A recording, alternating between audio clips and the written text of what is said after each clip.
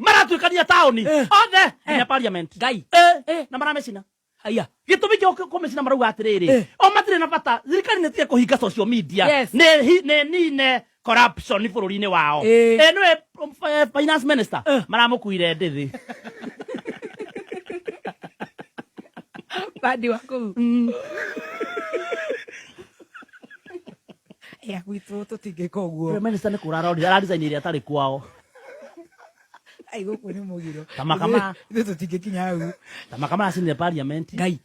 maramecina fiu Jesus. ma prime minister arora fiu na arathi aradesign kuri arathire nake finance minister ni orakorereirwo Aya. maramukuire uguo Jehova. maramurutire nguire ciothe agurite na mbeca cia finance arathire uguo noi Na ndirigo heo ngimati maroragire. Jesus. ai guthukite ru maraguga tukuga atiri Kenya ri matige kuona please Kenya manyihie mukoroko.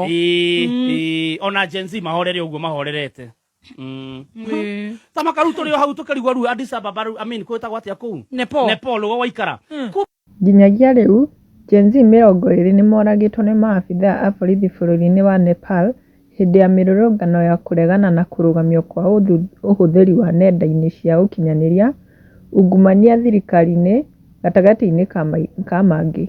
Nginyagia riu Gen Z aya nĩ macinĩte mbunge ya bũrũri ũcio hamwe na nyũmba ĩmwe ya mohoro na gũcũngĩrĩria Prime Minister wa bũrũri ũcio gwĩthara kuma bũrũri na oho akanĩrĩra gũtiga wĩra.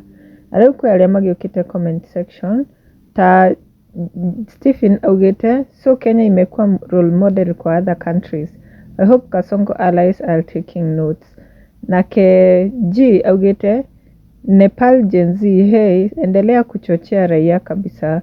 Ngoja tutarudi kwa barabara venye very soon and this time round Kasongo utajua ujui.